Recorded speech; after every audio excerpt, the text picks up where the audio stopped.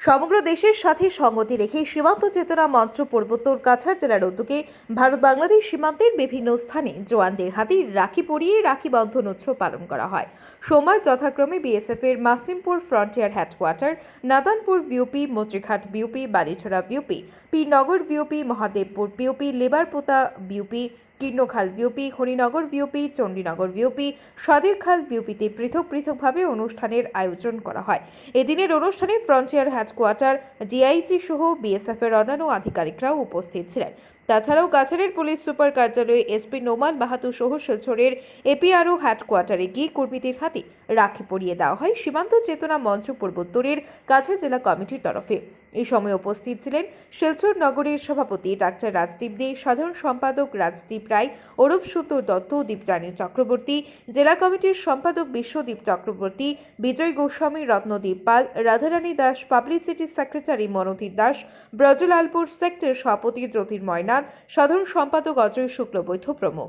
এদিন ভারত বাংলাদেশ সীমান্তের মহাদেবপুর ভিওপির, পীরনগর ভিওপি, বটের চক বিএসএফ ক্যাম্পে জওয়ানদের হাতে রাখি বেঁধে সীমান্ত চেতনা মঞ্চ পূর্বোত্তর মহাদেবপুর সেক্টরের কর্মকর্তারা রাখি বন্ধন কার্যসূচি পালন করেন।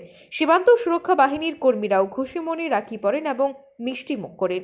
এ সময় উপস্থিত ছিলেন সেক্টর সভাপতি মন্ত্র অধিকারী, সম্পাদক পুলক দাস, জেলা কমিটি কৌশিক দাস, শরৎজিৎ বৈষ্ণব, রামচন্দ্র, অসিত দাস, রূপক দাস, বাবলু বৈষ্ণব, রীতা ভট্টাচার্য, পূজা সেন সহ উপস্থিত সীমান্ত চেতনা মঞ্চ পূর্বোত্তর মহাদেবপুর সেক্টরের অন্যান্য কর্মকর্তারা।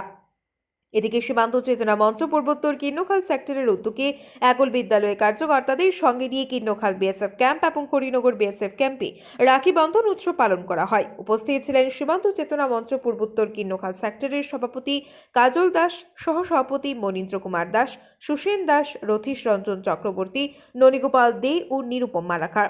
একল বিদ্যালয়ের পক্ষে স্বপ্না মালাকার, মন্টিরানী নমশূদ্র, নমিতা বিশ্বাস, নিরুপাল প্রমুখ উপস্থিত ছিলেন। জেলার প্রত্যেকটি অনুষ্ঠানে সাংগঠনিক আচার পদ্ধতি করার পর দেশাত্মবোধক নৃত্য সহ সংক্ষিপ্ত সাংস্কৃতিক অনুষ্ঠান ও আলোচনা সভা অনুষ্ঠিত হয়। ব্যুরো রিপোর্ট, আজকের বরাক।